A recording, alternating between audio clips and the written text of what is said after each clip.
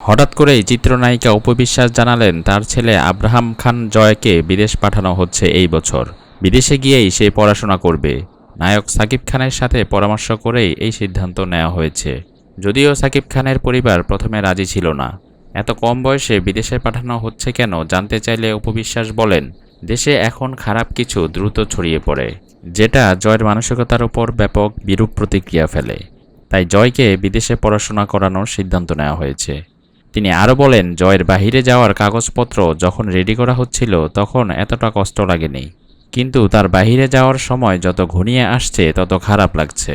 জয় বাহিরে একা থাকবে না, পরিবারের সদস্যরাও থাকবে, সাকিব খানও দেখাশোনা করবে।